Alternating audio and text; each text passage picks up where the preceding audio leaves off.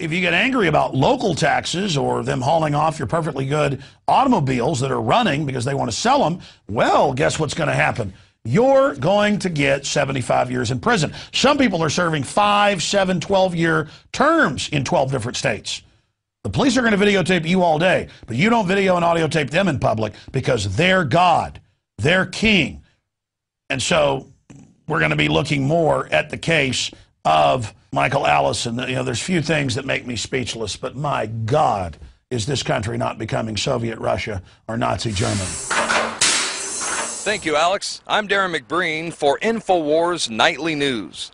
The First Circuit Court of Appeals has ruled that it is not illegal for citizens to videotape police officers when they are on public duty. After all, they are public servants, and we are all protected by the First Amendment. But the ruling hasn't stopped police from arresting people anyway, even though they know full well that the charges won't hold up in court.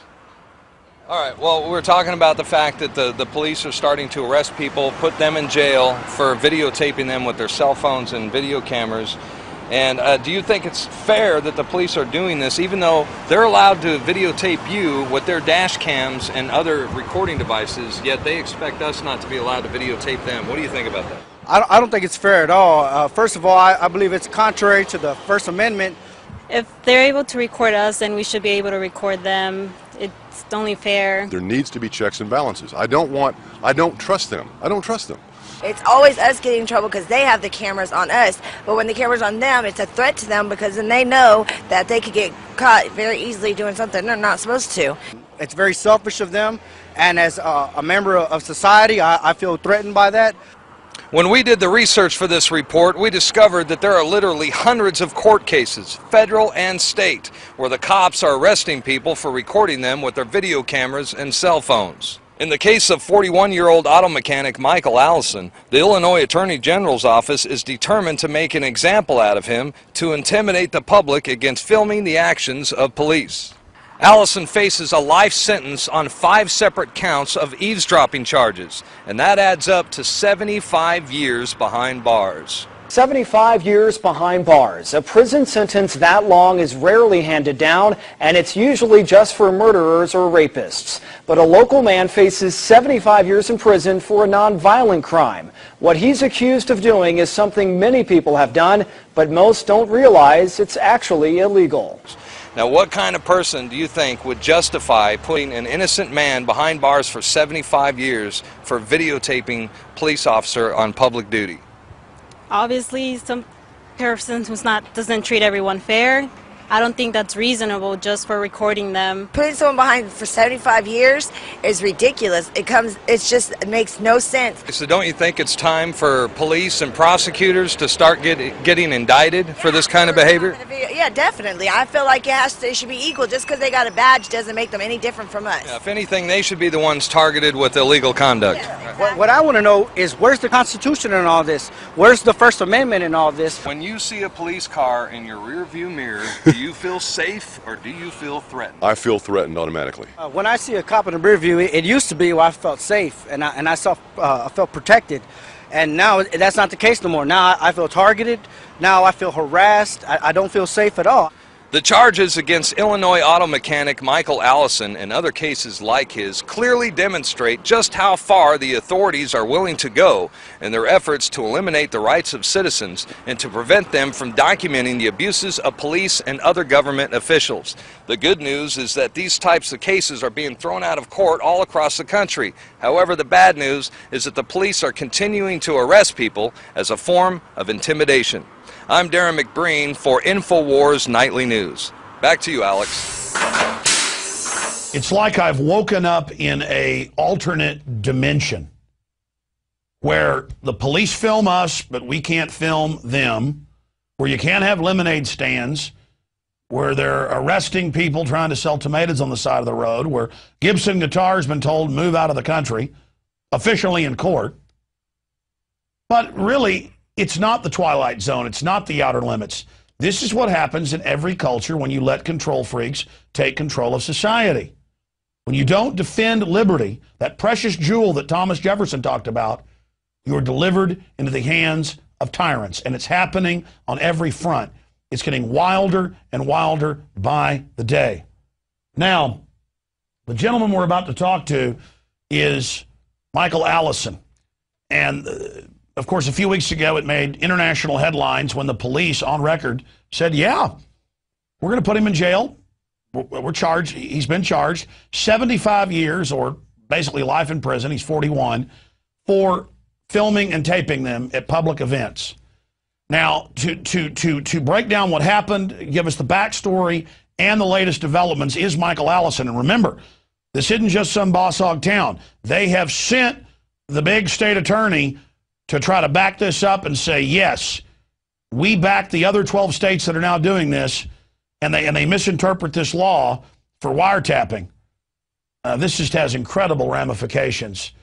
Joining us again is Michael Allison on the phone. Michael, thank you for coming on, sir. Thank you for having me on. Well, for TV viewers, we've only got about 8-9 minutes. How did this start? And you've now been arrested twice, and they're going forward with it. Life in prison. They're very proud of it. And you have a lawyer that's come to your defense, but you also need a lawyer to get on the offense, which we should. I mean, falsely charging somebody and trying to throw a businessman in jail for life for taping police in public and letting them know you were. My God, none of us are safe if this is the case. Things have gotten a lot worse than I even thought that this is happening with such enjoyment and gusto, like you're not even a human. Break down what happened to you, Michael.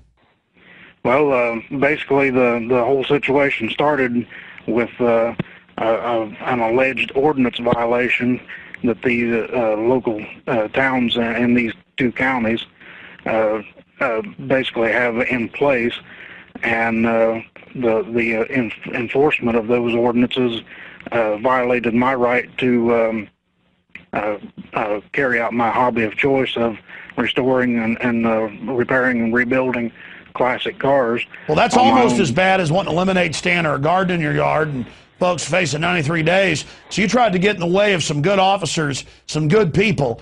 You probably don't like North Korea and dictators either, do you? No, I don't care much for communism. I prefer freedom.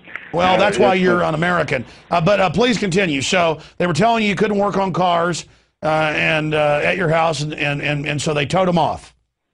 Yeah, they illegally seized the cars whenever I refused to comply with the ordinance, and I was challenging the ordinance to give me a day in court, which never came. And they came onto my private property while I was not even home and illegally seized two of my 3 cars that were on the private property. And their ordinance is basically worded and in place, basically. It's under the false pretense that they're eliminating junk cars from private properties in the city limits. And they're not using it to eliminate junk cars, because I had 3 cars. 2 of the cars were in real good shape. I'd already had the motors rebuilt and restored. And the 3rd car had been wrecked. The wrecked parts had been dismantled. And while it was sitting there, the car had been vandalized. And this is a small town. In a lot of cases, they're now even annexing rural areas and telling old farmers they can't have tractors. And so now you start going to court with them. You start wanting to interview them. You start wanting to tape them. They wouldn't give you a court reporter. You wanted to tape it. You told them. They arrested you there. Again, that's all classic small town boss hog behavior. But you're facing life in prison now. So that's the big issue here that everybody is really concerned with. So tell us about the arrest and the life in prison and the state coming in and saying, yeah, Michael Allison, recording people in public, telling them he's recording them. He's life in prison. Whenever the whole issue about the ordinance stuff led into discovering that these people were running a vehicle theft and extortion racket and fraudulently converting titles to stolen vehicles, and I uncovered that and discovered it through the discovery process of my lawsuit that I filed against the city of Bridgeport. And after I had found that out, the people in the city of Robinson, which is the next county to the north in Crawford County, it's a retaliation tactic to try to keep me from being able to expose the scam and the racket that they're running. My point is that all hasn't been found and proven in court. I'm not doubting what you believe has happened here. I just can't prove it. What I can prove, and it goes to their character, is with a straight face, they want to put you, a guy with no criminal record, upstanding in the community, that's all admitted, in prison for life at taxpayer expense for publicly recording them and telling them you are. And we see cops all over the country. You're filming them beat somebody 200 yards away. They come over, they beat you, charge you with eavesdropping, wiretapping. I mean, this is insane. First Circuit courts ruled it's constitutional to film police in public. It's common sense. I mean, the system is on a power trip. You know, they're now sticking their hands down women's pants, pressing through the pants, men's pants, kids crying, Miss USA crying. They think that's normal. Amish being arrested. I mean, we're living in the twilight zone here. America is dying in front of us. But specifically, tell us about the court case, where it's going, and the state attorney coming down and saying, yeah, the state's fully behind this. The last court date that I had was August 18th, and there was a hearing for pending motions, a motion to dismiss based on the fact that the statute I'm being charged under is unconstitutional. And the Assistant Attorney General from Chicago came down to basically defend the constitutionality of the statute and say that the statute is constitutional. Despite the fact that circuit courts all over the country and state courts, federal, have said this is ridiculous. Of course, you can record and video police in public. I mean, this is well established, 110%. That's how when you're walking around Times Square, they put you up on the big jumbo TV, everybody that walks by. You walk in a store, they're taping you. The police pull you over and are taping and audio taping you. I mean, and again, the way they're interpreting it, if police are doing this to you, they could get in trouble. I mean, this is insane. And are these different bureaucrats and police, I mean, are they proud of themselves when they arrest you? Oh, I believe that they really thought they had me backed into a corner, and they were pretty proud of themselves whenever this first started. But I think that the tables a little bit turned on them unexpectedly. And whenever I decided to fight back and not just cower in a corner and plead guilty to some lesser charge. Well, that's what always happens to bullies. You know, growing up when I was 10, 11 years old, I got beat up a lot. And finally, when I went into puberty at about 12, testosterone hit, and I started, you know, fighting back. You know, the kid's 3 years older than me. I'd pick up a rock, smash it over their head. Wow, they got, you know, blood spewing out. This isn't funny anymore. They'd start squealing and run off and call the cops on me. But, you know, that's where this is going, and America is waking up. I'm here to tell you, and the bullies' answer is to put even more pressure on us. But people like you are going to restore the republic, Michael, because I don't know about your whole Boss Hogg story. Sounds like par for the course, standard operating procedure. You know, I've seen similar things and things far worse. Hell, here in Texas, the cops on the news admit they pull over old ladies and take $500 out of their wallet. You got proof that money's yours? Well, Dallas cops throw bags of chalk in the back of your car, take your car, charge you with cocaine. The crime lab frames them. That's admitted. Cops don't get in trouble. So I grew up in Rockwall outside Dallas and watched the police steal the drugs and then go on TV and talk about fighting them. So I know how corrupt things are and that it's growing. But the fact that they've gotten so confident that they want to put you in prison for life when it was at public places, I mean, this, and you told them you were taping them. I welcome this type of abuse because it's really going to illustrate how out of control this system is. It's only when the thugs think they've got us that they really tip their hand. Do you agree, Michael, that they're starting to tip their hand?